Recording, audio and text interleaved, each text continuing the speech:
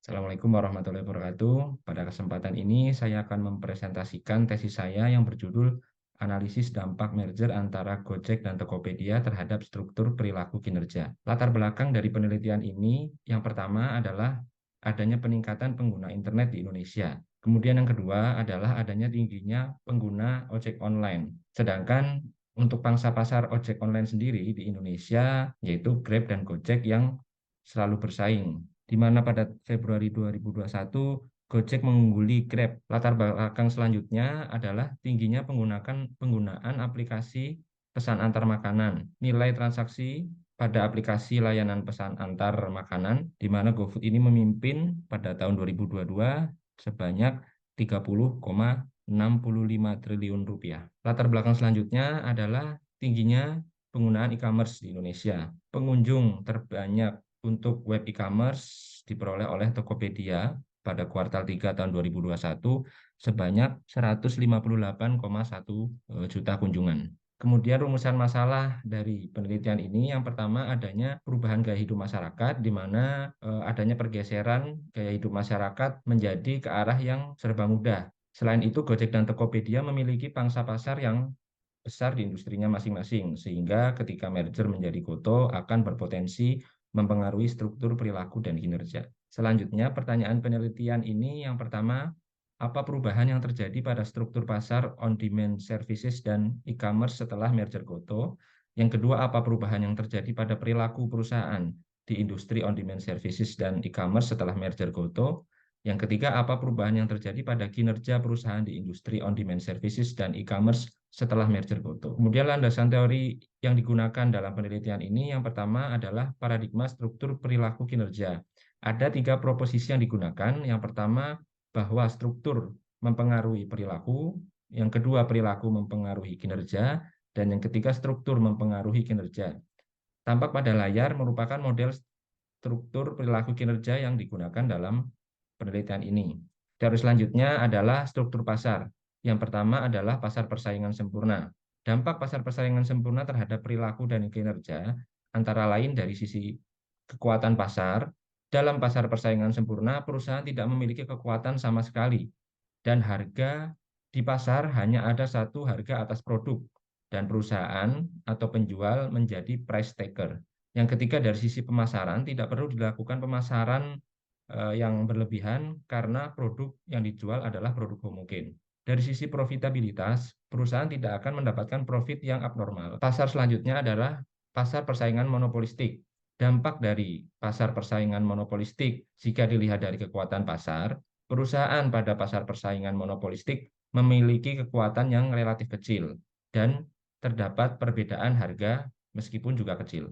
Pemasaran yang dilakukan perusahaan dalam pasar persaingan monopolistik akan cukup besar dengan tujuan untuk dapat memenangkan persaingan. Sedangkan dari sisi profitabilitas, dalam jangka pendek, perusahaan dapat memperoleh profit yang abnormal, namun dalam jangka panjang akan kembali menjadi profit yang normal. Struktur pasar selanjutnya adalah pasar oligopoli, di mana jika dilihat dari sisi kekuatan pasar, perusahaan memiliki kekuatan yang cukup besar, dikarenakan pada pasar oligopoli, perusahaan yang bersaing di dalam pasar hanya ada beberapa saja. Dan harga ditentukan dengan price leadership atau collusion dengan kesepakatan beberapa pemain yang ada di dalamnya. Dari sisi pemasaran, akan banyak pemasaran yang dilakukan juga untuk memenangkan persaingan dikarenakan perusahaan memiliki produk yang unik dibandingkan yang lainnya. Dari sisi profitabilitas, dapat terjadi abnormal profit dalam jangka waktu tertentu tergantung seberapa kuat pesaing dan seberapa unik produk yang dijual oleh perusahaan tersebut. Struktur pasar selanjutnya adalah pasar monopoli, di mana dalam pasar monopoli ini hanya ada satu pemain yang menguasai industri. Teori yang digunakan selanjutnya adalah N-firm concentration ratio untuk menentukan struktur pasar, di mana rumusnya seperti yang terlihat di layar. Teori selanjutnya digunakan adalah Herfindahl-Hirschman Index atau HHI dengan rumus seperti yang ada pada layar. Kemudian teori selanjutnya adalah terkait dengan perilaku, di mana pada model struktur perilaku kinerja terdapat beberapa indikator yang mempengaruhi perilaku, yaitu mekanisme atau kebijakan dalam menentukan harga, tingkat pemasaran yang dilakukan perusahaan, merger behavior atau kerjasama strategis yang dilakukan perusahaan, dan diferensiasi produk. Teori selanjutnya digunakan adalah kinerja, di mana dalam penelitian ini yang digunakan adalah rasio profitabilitas. Rasio yang kedua adalah rasio pertumbuhan yang rumusnya tertulis di layar. Kemudian teori selanjutnya adalah identifikasi pelaku usaha dalam industri. Teori selanjutnya adalah merger. Merger dibagi menjadi 3 bentuk, yaitu merger horizontal, merger vertikal, dan merger konglomerasi. Kemudian bab 3, yaitu metode penelitian. Yang pertama, desain penelitian ini dilakukan dengan pendekatan deskriptif analisis yang bersifat kualitatif menggunakan studi kasus, dan data yang digunakan adalah data sekunder. Metode pengumpulan data dalam penelitian ini dilakukan dengan mengumpulkan data perusahaan-perusahaan yang bersaing dalam industri, data mengenai pangsa pasar, data mengenai perilaku perusahaan, dan data keuangan. Bab 4, pembahasan. Yang pertama, penulis akan mengidentifikasi siapa saja pelaku usaha dalam industri, sehingga berdasarkan karakteristik tersebut, penulis menentukan perusahaan yang menjadi objek pada penelitian ini di industri on-demand services adalah Gojek dan Grab, sedangkan di industri e-commerce adalah Tokopedia, Shopee, Lazada, Blibli, dan Bukalapak. Berdasarkan pangsa pasar nilai transaksi bruto sebelum merger GoTo, struktur pasar on-demand services berbentuk oligopoli longgar dengan tingkat konsentrasi pasar yang ketat. Dan setelah merger GoTo, struktur pasar berbentuk oligopoli longgar dengan tingkat konsentrasi pasar yang ketat. Berdasarkan pangsa pasar jumlah pengguna sebelum dan setelah merger GoTo, dapat disimpulkan bahwa bentuk struktur pasar sebelum merger GoTo adalah oligopoli longgar dengan tingkat konsentrasi yang ketat, dan setelah merger GoTo berbentuk oligopoli longgar dengan tingkat konsentrasi pasar yang ketat. Kemudian analisis struktur pasar pada industri e-commerce.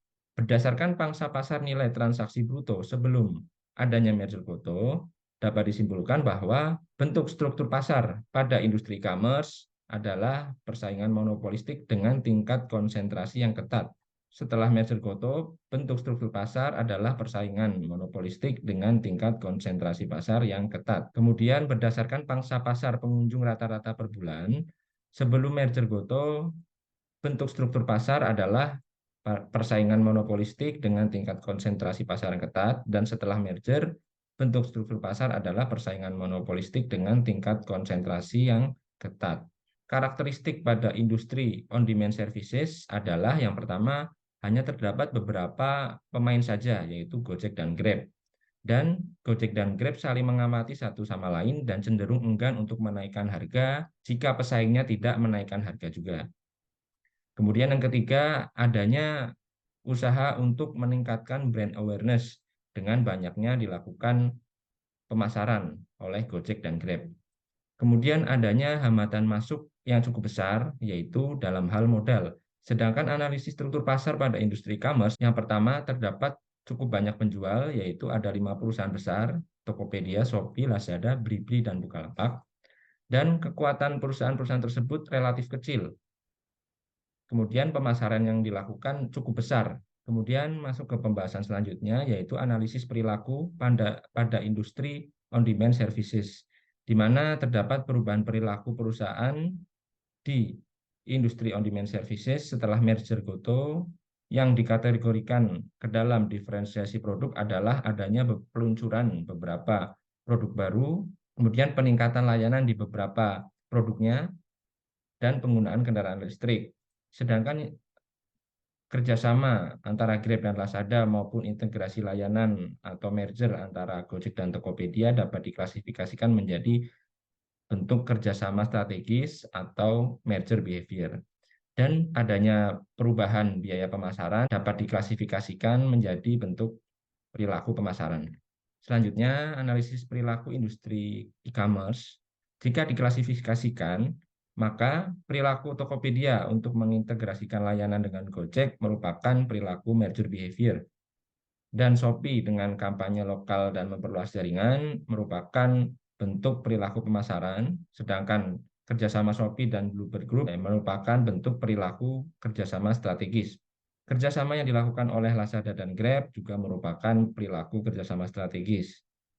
Sedangkan adanya suntikan modal dari Alibaba kepada Lazada diklasifikasikan menjadi perilaku pemasaran dikarenakan modal yang disuntikan Alibaba tersebut akan digunakan untuk menambah brand awareness dan pemasaran yang dilakukan oleh Lazada untuk memperluas jaringan pasarnya. Kemudian akuisisi yang dilakukan oleh Blibli terhadap Supra Boga Lestari dapat diklasifikasikan menjadi perilaku merger behavior. Dan IPO yang dilakukan baik Blibli maupun Bukalapak dapat diklasifikasikan menjadi perilaku diferensiasi produk dikarenakan dana IPO tersebut digunakan untuk memperkuat lini bisnis atau produk yang dijualnya. Sedangkan strategi Bukalapak dengan fokus menjadi all commerce player dapat dikategorikan menjadi perilaku mekanisme penentuan harga dan sekaligus pemasaran. Analisis kinerja pada industri on-demand services dilakukan perhitungan rasio pertumbuhan pendapatan dan rasio pertumbuhan jumlah pengguna. Yang dapat kita lihat bahwa Grab unggul berdasarkan perhitungan rasio pertumbuhan pendapatan dibandingkan Gojek. Sedangkan jika dilihat dari rasio pertumbuhan jumlah pengguna, Gojek unggul sebesar 50% dibandingkan dengan Grab yang hanya 32,70%. Analisis kinerja di industri e-commerce dilakukan perhitungan rasio pertumbuhan nilai berdasarkan transaksi bruto dan rasio pertumbuhan pengunjung rata-rata per bulan. Pertumbuhan nilai transaksi bruto, Tokopedia, Shopee, dan Lazada sama-sama mengalami peningkatan dari perhitungan pertumbuhan pengunjung rata-rata per bulan, hanya Tokopedia yang mengalami pertumbuhan positif sebesar 28,86%. Jika dilihat dari net profit margin sebelum merger Goto hingga setelah merger Goto, maka Goto mengalami perbaikan net profit margin hingga tahun 2022 meskipun masih bernilai negatif 354,79. Sedangkan Blibli mengalami penurunan net profit margin hingga di tahun 2022 sebesar negatif 48,13%. Sedangkan Bukalapak mengalami peningkatan net profit margin dari tahun 2020 hingga tahun 2022, bahkan menghasilkan nilai yang positif pada tahun 2022 sebesar 54,88%, yang artinya Bukalapak pada tahun 2022 sudah mulai mendapatkan keuntungan. Selanjutnya, simpulan dari penelitian ini yang pertama, struktur pasar pada industri on-demand services berdasarkan pangsa pasar nilai transaksi bruto dan pangsa pasar jumlah pengguna sebelum adanya merger adalah oligopoli longgar dan setelah adanya merger adalah oligopoli longgar. Sedangkan struktur pasar industri e-commerce berdasarkan pangsa pasar nilai transaksi bruto dan pangsa pasar jumlah pengunjung rata-rata per bulan sebelum adanya merger adalah persaingan monopolistik dan setelah merger adalah persaingan monopolistik. Yang kedua, terdapat perubahan perilaku perusahaan yang terjadi di industri on-demand services setelah adanya merger Goto dapat diklasifikasikan menjadi diferensiasi produk, pemasaran, serta merger behavior. Sedangkan perubahan perilaku yang terjadi di industri e-commerce setelah adanya merger Goto dapat diklasifikasikan menjadi merger behavior, pemasaran, diferensiasi produk, dan mekanisme penentuan harga. Yang ketiga, terdapat perubahan kinerja perusahaan di industri on-demand services berdasarkan perhitungan rasio pertumbuhan pendapatan, yang mana Grab lebih unggul dibandingkan dengan Gojek. Namun berdasarkan perhitungan pertumbuhan berdasarkan jumlah pengguna, Gojek lebih unggul dibandingkan Grab. Sedangkan perubahan kinerja pada industri e-commerce berdasarkan pertumbuhan nilai transaksi bruto bernilai positif dialami oleh Tokopedia, Shopee, dan Lazada, sedangkan Blibli dan Bukalapak bernilai negatif. Sedangkan kinerja berdasarkan pertumbuhan pengunjung rata-rata per bulan dengan nilai positif hanya diperoleh Tokopedia. Keterbatasan pada penelitian ini yang pertama adalah adanya keterbatasan data, yang kedua data setelah merger Goto hanya sampai tahun 2021 dan 2022. Yang ketiga, diberikan batasan kriteria perusahaan yang menjadi objek penelitian. Saran dari penelitian ini yang pertama bahwa KPPU harus selalu memantau kondisi persaingan usaha di industri on-demand services dan e-commerce. Yang kedua, perusahaan-perusahaan yang bersaing dalam industri harus selalu melakukan evaluasi strateginya dalam merespon adanya perubahan yang terjadi. Demikian yang dapat saya sampaikan atas perhatiannya. Saya ucapkan terima kasih. Wassalamualaikum warahmatullahi wabarakatuh.